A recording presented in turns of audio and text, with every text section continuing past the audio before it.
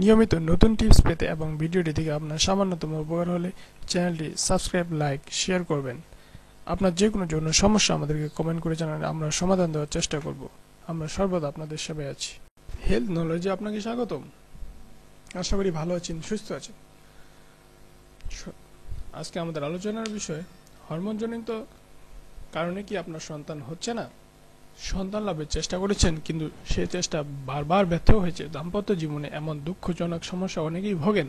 এই সমস্যা অনেক কারণেই দেখা দিতে পারে হরমোনজনিত সমস্যার কারণে। চিকিৎসা সংক্রান্ত পরিসংখ্যানে দেখা গেছে 70% দম্পতি সন্তান লাভের জন্য চিকিৎসা সহায়তা নিতে হয়। সন্তান নিতে চাচ্ছেন কিন্তু সন্তান পাচ্ছেন না। হ্যাঁ, এমনটি করতে পারে দম্পতির উভয়ের কোনো একজনের সংকটের কারণে।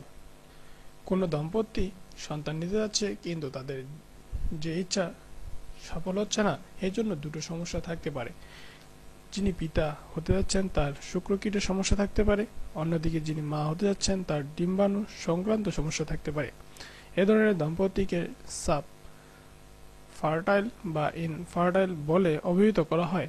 আর ধরনের সমস্যা হরমোনজনিত কারণে হতে পারে। দীর্ঘদিন ধরে চেষ্টা করার পরও যেসব দম্পতি সন্তান লাভ করতে পারছেন না, তাদের উচিত প্রথমে হরমোন বিশেষজ্ঞের সাথে যোগাযোগ করা। হরমোন বিশেষজ্ঞ সমস্যা সঠিকভাবে শনাক্ত করার জন্য যা করবেন তা হলো স্বামী এবং স্ত্রীকে পৃথকভাবে মূল্যায়ন করবেন, অর্থাৎ সমস্যার শেকড় কোথায় তা নির্ণয় করবেন।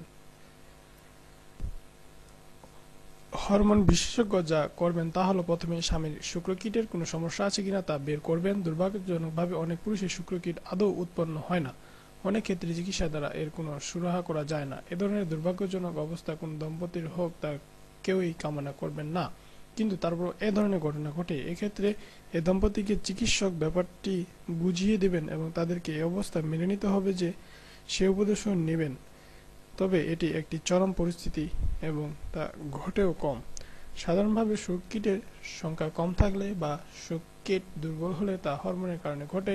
এর সাথে কখনো কখনো সংক্রমণের কারণে এ ধরনের সমস্যা দেখা দিতে পারে। তবে আসার কথা হলো এই সব সমস্যা হরমোন চিকিৎসার মাধ্যমে সারিয়ে তোলা সম্ভব।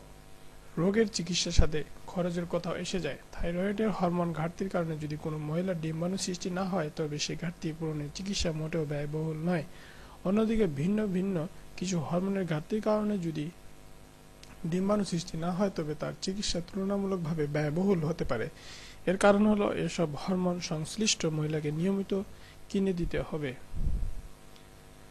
দেহে সে হরমোনের মাত্রা কি পরিমাণ আছে তা নিয়মিত রক্ত পরীক্ষার মাধ্যমে দেখতে হবে। অর্থাৎ সব মিলে সব খরচে বেশ ধকলে পড়তে পারে। অর্থাৎ এ ধরনের চিকিৎসা ব্যয়বহুল হওয়া না হওয়ার পুরো ব্যাপারটি নির্ভর করে চিকিৎসার ধরনের উপর। তবে এখানে আরেকটি কথা বলা প্রয়োজন, আর তা হলো স্বামী বা স্ত্রী কারোই দৈহিক কোনো সমস্যা নেই, তারপরও তাদের সন্তান নাও হতে পারে, কিংবা দৈহিক সমস্যা দূর করার পরও সন্তান নাও হতে পারে। অর্থাৎ সংকট দূর করলেই দম্পতি সন্তান লাভ করবেন তা বোধ হয় কোনো চিকিৎসকের পক্ষেই জোর দিয়ে বলা সম্ভব নয়। অন্যদিকে পুরুষের শুক্রকীটের পরিমাণ হওয়া উচিত 20 থেকে 200 মিলিয়ন mLA। এর থেকে কম হলে, অর্থাৎ 20-এর নিচে যদি 10টি বা 1টি শুক্রকীট থাকে, তবে তার সন্তান হবে না বলা যাবে না। তবে এ ধরনের পুরুষকে শুক্রকীটের পরিমাণ বাড়িয়ে দেওয়া সম্ভব, আর সেটি করা যেতে পারে হরমোনের মাধ্যমে।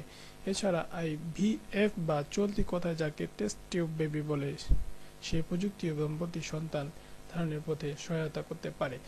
তবে একটি কথা মনে রাখতে হবে, কখনোই কোনো দম্পতিকে কোনো চিকিৎসার মাধ্যমে সন্তান লাভের শতভাগ নিশ্চয়তা দেওয়া যাবে না। এছাড়া প্রতিটি দম্পতিকে সন্তান হওয়ার বিষয়টি ভালোভাবে অবহিত হতে হবে, তাহলে তারা সন্তান লাভের জন্য তারা সঠিক পদক্ষেপ নিতে পারবেন। অনেক সময় দেখা যায় স্বামী স্ত্রী কারো না কারো কোনো সমস্যা থাকে, তখন দরকারি কিছু মেডিকেল টেস্ট করে শুধুমাত্র হোমিও ঔষধের মাধ্যমে অভিজ্ঞ হোমিও ডাক্তারগণের সফল চিকিৎসা সক্ষম হয়। ধন্যবাদ আমাদের ভিডিওটি দেখার জন্য।